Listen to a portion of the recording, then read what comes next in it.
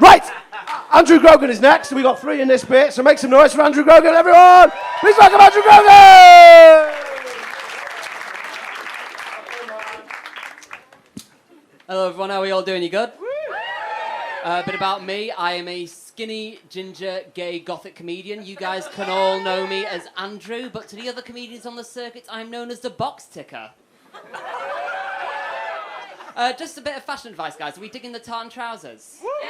Yeah, thank you, because not everyone likes the tartan trousers, people. I had a lady come up to me the other day and she said, "Won't be seen dead in your tartan trousers, pal." Took one good look at her and I thought, you'd have to be dead 6 months just to fit into my tartan trousers, love. So, yeah, gay, gothy. I feel like I was always meant to be a gay goth, even as a child, before I knew what being a goth was, before I even knew what being gay was, because as a kid, I was gay enough to be obsessed with that film, The Wizard of Oz, but I was goth enough to be on the side of the Wicked Witch. Like, all the other kids would be terrified of her. I was like, you go, bitch, work that hat. And I was always on the side of Disney villains like Snow White and the Evil Queen. Shove that apple in her mouth so she'll shut the fuck up. And Little Mermaid was massive when I was a little kid. And, you know, all the little boys would be doing impressions of Sebastian the Crab, which nowadays would come across as a little bit racist. And all the girls would be singing Part of This World to their heart's content, and I'd just be that miserable kid who walks up to all the kids go, "You know in the real story she dies, right?" Yeah, she dies and turns to foam rather than stab the prince in the heart. Probably why I wasn't very popular in school. But, yeah, I talk about this a lot in my other gigs. I'm actually the first gay to come out of my family, and my parents are Daily Mail reading Tories.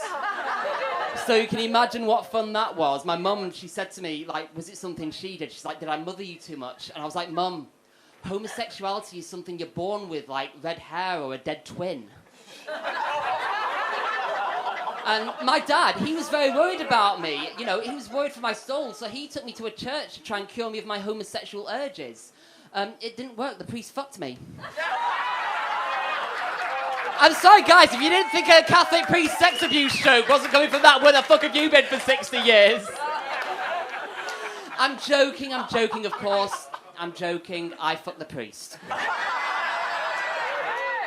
The one person who was really happy about me coming out was my sister, because she always wanted a gay best friend. She asked me to do something really bitchy and gay, so I told her she looked fat and fucked her boyfriend.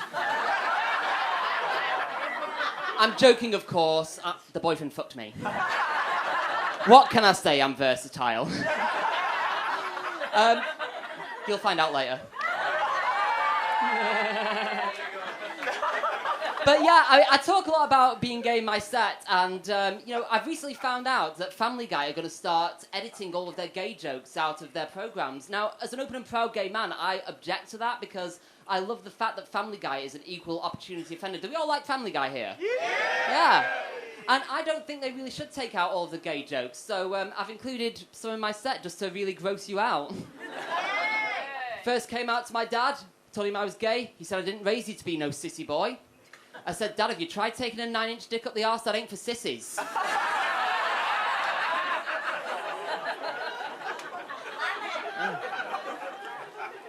Lost my job at the sperm bank recently for drinking on the job.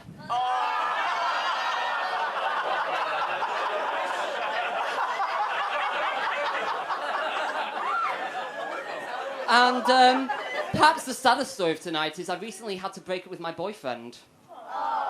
Yeah, I found out he'd been cheating on me. How did I know he'd been cheating on me? The other night he came home absolutely shit-faced.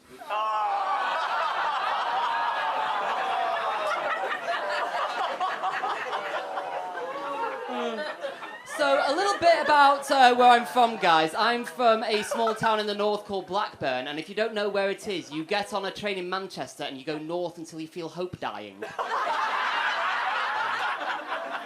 But the reason I may not sound like I'm from Blackburn, I sound quite posh for a northerner, is because my mother's from Hertfordshire, so I have a northern father and a southern mother, so technically I'm mixed race. But, you know, despite the fancy accent, I do consider myself a northerner, even though I have southern blood in my veins. I was born in the north. I was raised in the north. I am of the north. End scene. That's my audition for Game of Thrones.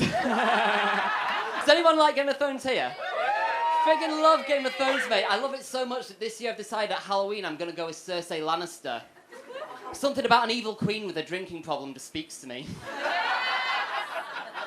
But definitely, you know, we've talked about this tonight. There is definitely a north-south divide, and proof of this came recently when I went down south to visit my relatives, and I thought, it's a family function, who am I going to talk to? I don't really want to talk to the adults. So I thought, oh, my 17-year-old cousin is here. I can talk to her. 17 once. Can relate. So I said, so Rebecca, you must be getting up to all sorts at 17, you know, having a few fags, getting drunk in a field, having a few totes on the occasional joint. The way she looked at me, people, it was as if I'd just said to her, I know her cousins, but in the north it's not frowned upon. And this is what she said, and this is genuinely what she sounded like. She said, no, I don't do anything like that. And I was like, well, it was your 17th birthday not too long ago. What did you end up doing? And this is what she said, guys, no word of a lie. She said, well, it was such fun. Mummy dropped me and my friends all off at TGI Fridays, and we all had mocktails together. Just one question, people. What the fuck is a mocktail? Because when you live in the north, you make the transition from 7-Up to Lambrini when you turn 13. That's just how it works. Do you want to know what I was doing for my 17th birthday? So do I, because I don't remember a thing. I was fucking trashed. Just grateful I woke up in my own bed with my hymen intact. I know, 17 is still a virgin. That is quite rare in the north, but I was saving myself for Jesus. Jesus was the name of a bartender I shagged on a lad's holiday in Benidorm. You heard about Jesus being nailed to the cross. You should have seen how Jesus nailed me on that balcony. And like the crucifixion of Jesus, there's a lot of hammering and a little bit of blood. Guys, you've been fantastic. I've been Andrew Grogan. Good night.